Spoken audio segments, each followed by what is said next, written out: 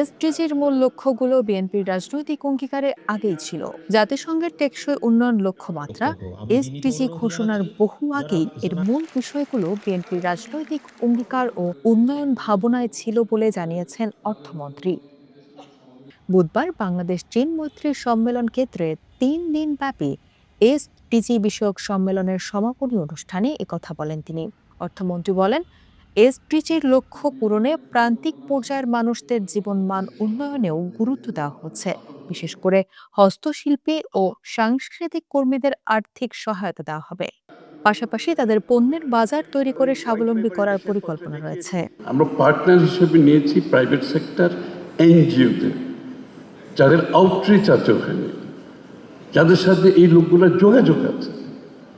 আমরা সবাইকে পার্টনারশিপে নিয়ে এসেছি, so the we can delivery.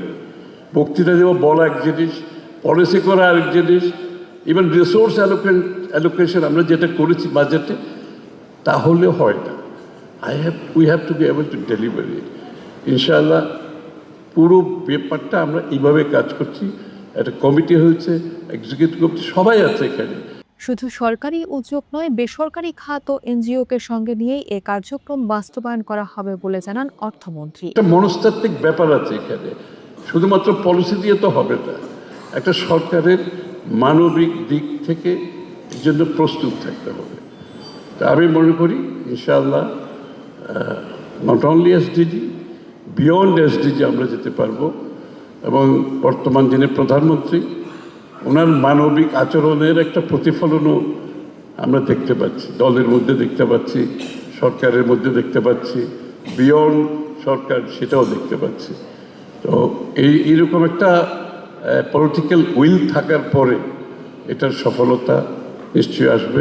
তিনি বলেন, বিএনপির নির্বাচনী ইশতেহার পুরোপুরি আমি বিনীত বাস্তবায়ন করা অনুরোধ গেলে জানাচ্ছি, এসডিজির নির্ধারিত লক্ষ্য ছাড়িয়ে যাওয়া সম্ভব। তারা যাতে অর্থনীতির সাথে সম্পৃক্ত হতে পারে, তারা যাতে অংশগ্রহণ করতে পারে, তাদের নিজ নিজ অবস্থান থেকে তারা যাতে কাজ করতে পারে, আর যে অর্থনীতি গড়ে উঠবে তার সুফল যাতে প্রত্যেকটি নাগরিকের কাছে যায়।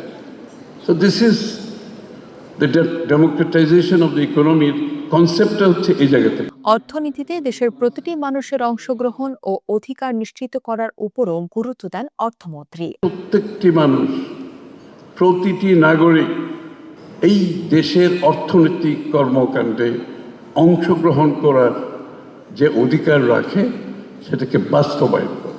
মন্ত্রী জানান, দেশের প্রতিটি নাগরিকের অর্থনৈতিক ওহহো! আমি সামাজিক বিনীত অধিকার অনুরোধ নিশ্চিত জানাচ্ছি, করাই যারা যারা এসডিজি বাস্তবায়নের মূল লক্ষ্য।